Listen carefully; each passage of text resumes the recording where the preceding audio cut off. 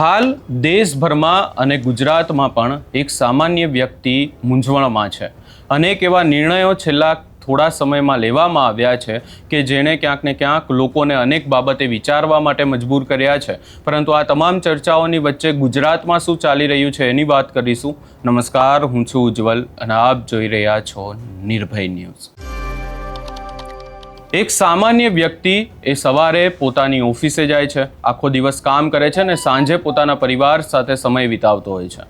પરંતુ આ તમામ ચર્ચાઓની વચ્ચે હાલ અનેક બાબતો એવી થઈ રહી છે, એ પછી પેટ્રોલ ડીઝલના ભાવમાં વધારો હોય, ગેસના ભાવમાં વધારો હોય કે પછી દૂધના ભાવમાં વધારો હોય, આ લોકોને જીવન જરૂરિયાત વસ્તુઓ છે ને આ જીવન જરૂરિયાત વસ્તુઓમાં ક્યાંક ને ક્યાંક લોકોને જે વધારો કરવામાં આવી રહ્યો છે એનાથી લોકો પીડાઈ રહ્યા છે. અને એની સાથે સાથે વિદ્યાર્થીઓની સામે પણ અનેક સમસ્યાઓ છે, કારણ કે જે પેપર લીક થઈ રહ્યા છે એની પણ ચર્ચાઓ અનેક થઈ રહી છે. આ તમામ ચર્ચાઓની વચ્ચે જૂનાગઢમાં આમ આદમી પાર્ટી દ્વારા વિરોધ કરવામાં આવ્યો છે.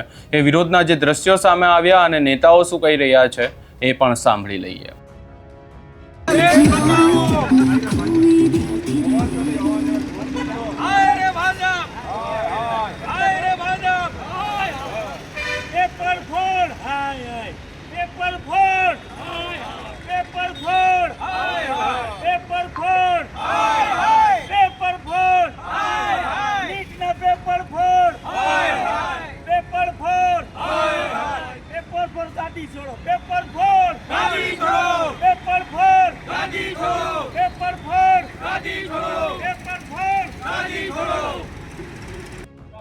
જી નમસ્કાર, હું રાજુભાઈ બોરખતરિયા, સૌરાષ્ટ્ર ઝોન પ્રમુખ આમ આદમી પાર્ટી.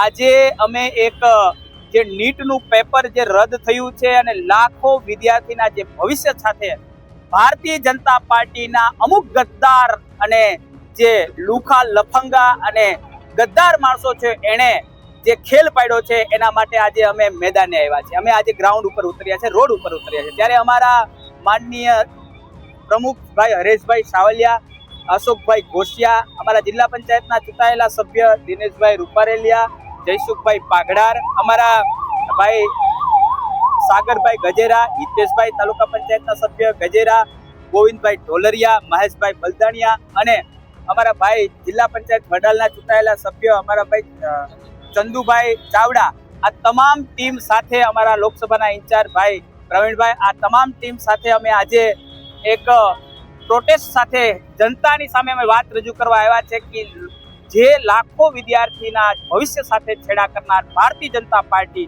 એને 100% એનો જે કરતૂત છે એનો બદલો મળવો જોઈએ અને વિદ્યાર્થીઓ સાથે જે કંઈ પણ એના ભવિષ્યની સાથે જે ખિલવાડ થઈ છે, જે છેડા થયા છે એને ન્યાય મળવો જોઈએ. અને જે વ્યક્તિ, જે ગદ્દાર વ્યક્તિ જે છે, આ ઘટના અને આ જે આખી કૌભાંડ થયું છે એમાં ભારતીય જનતા પાર્ટીના જેટલા પણ લોકો સામેલ છે એને સજા થવી જોઈએ. અમારી સાથે વિદ્યાર્થી છે, પણ વિદ્યાર્થી પણ આપણી સાથે વાત કરશે.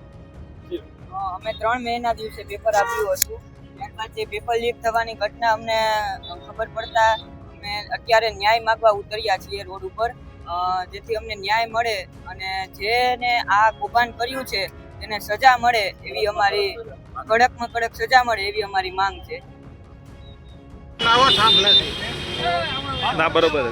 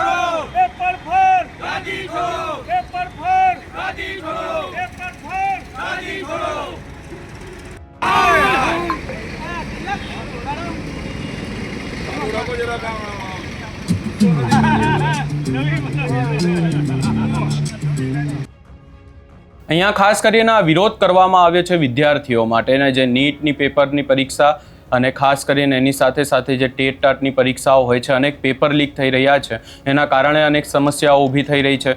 એની સાથે સાથે ચર્ચાનો વિષય તો પેટ્રોલ ડીઝલના ભાવમાં વધારો પણ થયો છે એ પણ છે, અને દૂધના ભાવમાં વધારો થયો એ પણ છે. પરંતુ આ તમામ ચર્ચાઓની વચ્ચે આમ આદમી પાર્ટી હવે એક્ટિવ થઈ છે. આપણે જોયું કે ગોપાલ ઇટાલિયા દ્વારા પણ આ તમામ બાબતોને લઈ અને અનેક સવાલો ઊભા કરવામાં આવી રહ્યા છે, અને હવે આ તમામ સવાલો અને તમામ ચર્ચાઓની વચ્ચે આમ આદમી પાર્ટી દ્વારા વિરોધ કરવામાં આવ્યો. ખાસ કરી અને જૂનાગઢ આપ નેતાઓએ રસ્તા પર ઉતરી અને ઝાલમુરી વેચી અને સરકારની નીતિઓ સામે અનોખો વિરોધ નોંધાવ્યો. ભ્રષ્ટ તંત્રમાં વિદ્યાર્થીઓનું ભવિષ્ય બરબાદ થઈ રહ્યું છે એવી પણ વાત કરવામાં આવી. ને એની સાથે સાથે 2016 થી 2026 સુધી સતત જે પેપર લીક થવાની ઘટનાઓ મુદ્દે આમ આદમી પાર્ટી આક્રમક મૂડમાં પણ જોવા મળી. હવે જોવાનું રહેશે કે આગામી સમયમાં આ તમામ બાબતોને લઈને શું થાય છે. તમારો શું અભિપ્રાય છે અમને કમેન્ટ કરી જરૂર જણાવશો, ને અમારી ચેનલ નિર્ભય ન્યૂઝને લાઇક, શેર, સબસ્ક્રાઇબ કરવાનું ભૂલશો નહીં.